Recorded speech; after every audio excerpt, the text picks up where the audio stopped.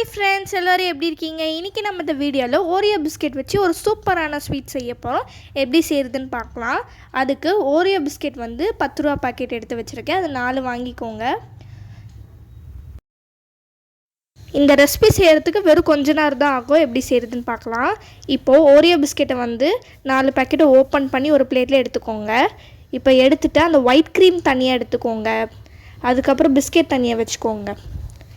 இதே மாதிரி எல்லா பிஸ்கெட்லேயும் வந்து அந்த க்ரீம் ஒண்டி தனியாக எடுத்துடலாம் ஸ்பூனை வச்சு. இப்போ ஓரியோ பிஸ்கெட் தனியாக எடுத்தாச்சு, க்ரீம் தனியாக எடுத்தாச்சு. இப்போது செப்பரேட் பண்ணி வச்ச அந்த க்ரீமை வந்து நம்ம நல்லா வந்து மிக்ஸ் பண்ணிக்கலாம். இது கையில் ஒட்டாமல் இருக்கிறதுக்காக லைட்டாக நெய் வந்து சும்மா லைட்டாக ஸ்ப்ரெட் பண்ணிக்கலாம்.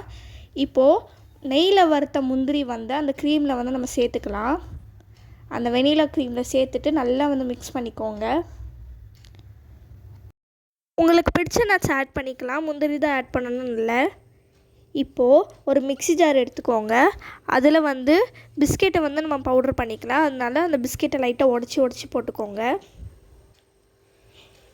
இப்போ உடச்சி போட்டாச்சு. இப்போ இதை வந்து ஃபைன் பவுடராக அரைச்சிக்கோங்க. இதை ஒரு பிளேட்டில் ஆட் பண்ணிக்கோங்க. இப்போது இதில் வந்து காய்ச்சி ஆற வச்ச பால் வந்து கொஞ்சம் கொஞ்சமாக ஆட் பண்ணிக்கலாம். பால் வந்து ஒரேடியாக நிறைய சேர்த்துறாதீங்க, கொஞ்சம் கொஞ்சமாக சேர்த்துக்கோங்க. வெறும் இதில் 4 ஸ்பூன் ஒண்டி தான் தேவைப்பட்டுச்சு. இது நல்லா சப்பாத்தி மாவு பதத்துக்கு நல்லா பிசைஞ்சு வச்சுக்கோங்க. இந்த மாதிரி கையில் ஒட்டவே கூடாது, இந்த மாதிரி இருக்கணும். இப்போ ஒரு பவுலில் எடுத்து வச்சுக்கோங்க. லைட்டாக வந்து ஒட்டாமல் வரத்துக்கு லைட்டாக நெய் வந்து ஸ்ப்ரெட் பண்ணிக்கோங்க. ஸ்ப்ரெட் பண்ணிவிட்டு பாலாக உருட்டிட்டு லைட்டாக தட்டிட்டு இந்த மாதிரி தட்டிட்டு அந்த க்ரீம் வந்து நம்ம இதில் ஃபில் பண்ணிக்கலாம். க்ரீம் ஃபில் பண்ணிவிட்டு அப்படியே ஸ்டஃப் பண்ணிவிட்டு அப்படியே அதை மூடி வச்சிடலாம்.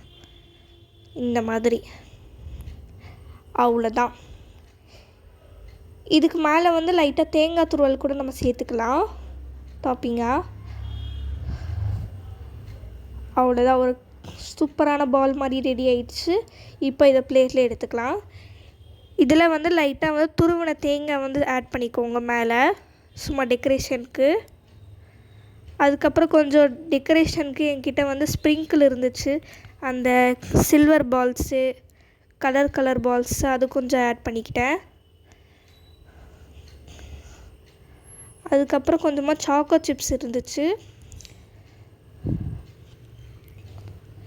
ஆனால் இது எல்லாத்தையும் விட நம்மளுக்கு தேங்காய் துருவல் தான் ரொம்ப சூப்பராக இருந்துச்சு. அவ்வளோதான், ரெடி ஆயிடுச்சு. நீங்களும் இந்த மாதிரி செஞ்சு பார்த்துட்டு எப்படி இருந்துச்சுன்னு கமெண்ட் பண்ணுங்கள். இது செய்கிறதுக்கு அவ்வளோ நேரம்லாம் ஆகலை, கொஞ்சம் நேரத்துலேயே நம்ம செஞ்சு முடிச்சிட்டோம். இதை இப்போ உங்களுக்கு கட் பண்ணி காட்டுறேன். நம்ம முந்திரியெல்லாம் சேர்த்துருக்கிறதுனால அது சாப்பிடும் போது நல்ல அந்த க்ரீமோடு சேர்த்து சாப்பிடும் போது ரொம்ப சூப்பராக இருந்துச்சு.